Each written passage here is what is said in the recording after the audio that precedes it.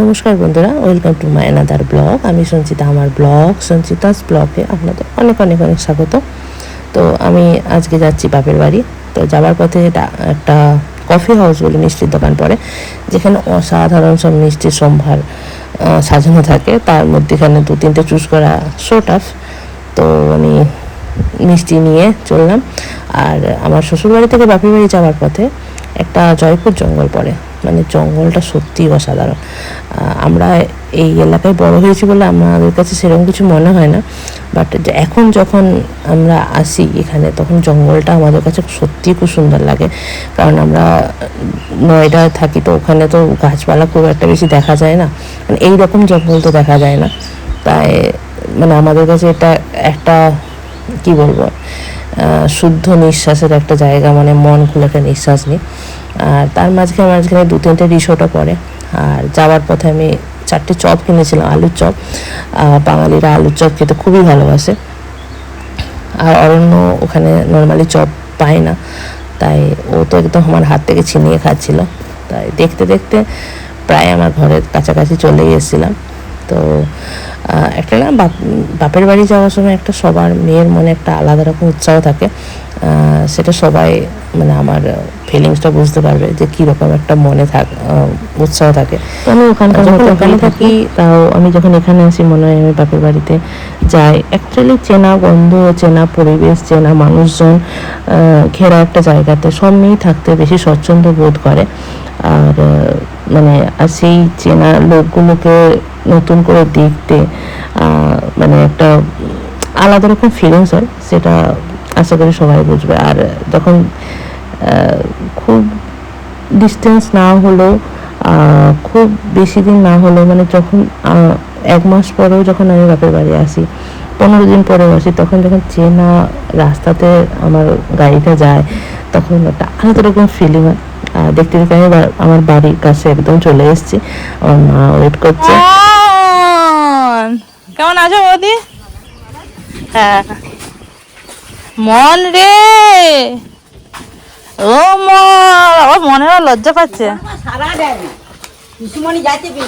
তোকে যে বলছি কেমন আছিস? ভালো আছি। আসবে, অফিস হচ্ছে। হ্যাঁ, হর্ন দেয় না, না না, লজ্জা পাচ্ছে। কখন বলছি মন রে মন রে সারা দেয় না।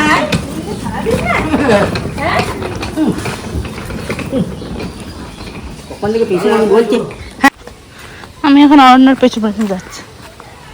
অরণ্য এসছে, দাদা এসছে। আচ্ছা ঠিক আছে, থাক দাদার সাথে।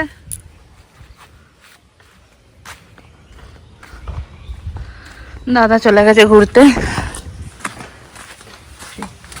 ছোটবেলা থেকে যেখানে থেকে মানুষ হয়েছে ও সেখানেই চলে গেছে। সো ওটা একটা দিদিমার বাড়ি।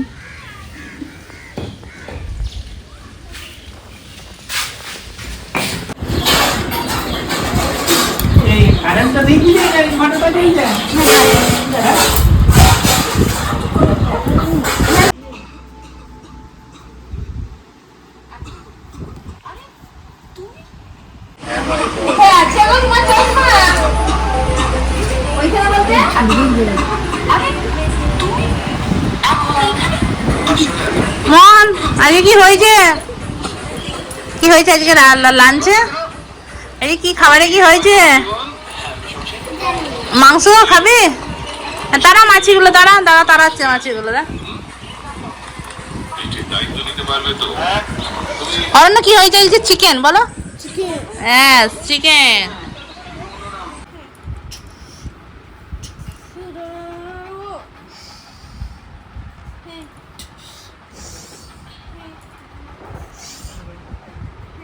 তুই ব্লগে দেখবি?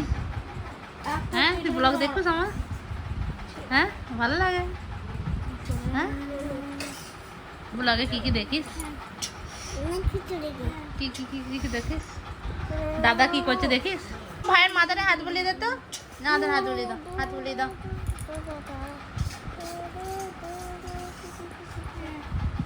আরে এরকম করে হাত বুলিয়ে দাও।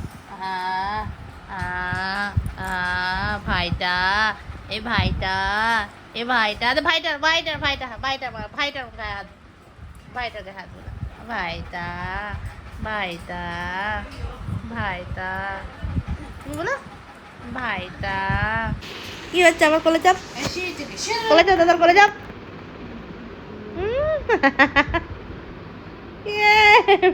দিল দিল বুঝিয়ে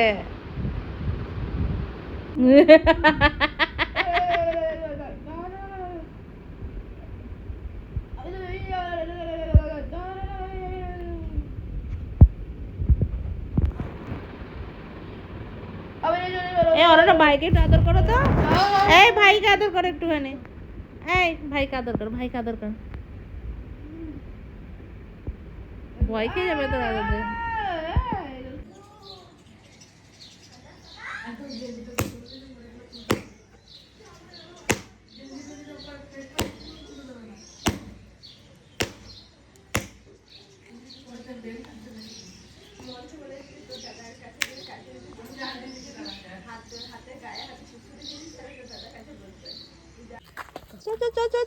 जंप जंप जंप भाई सब जाना कैसे है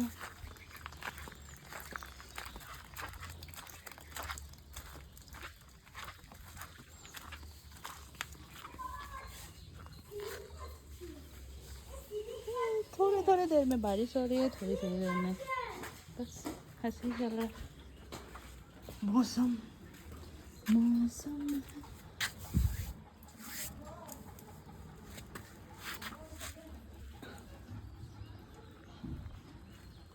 দেখো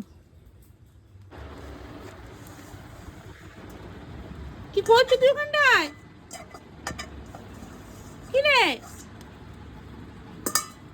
হ্যাঁ খেলছি তো খেলার জায়গা নেই ওখানটাতে খেলতে হবে আয় বেরিয়ে না তোমার এখানে প্রিয় খেলা অনেক নোংরা আয় বেরিয়ে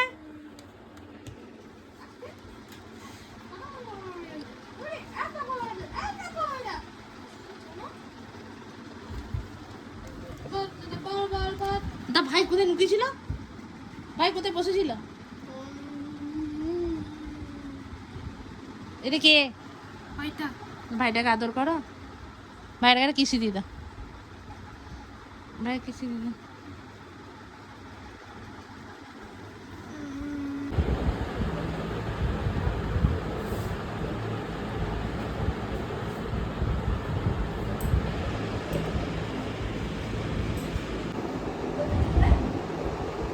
और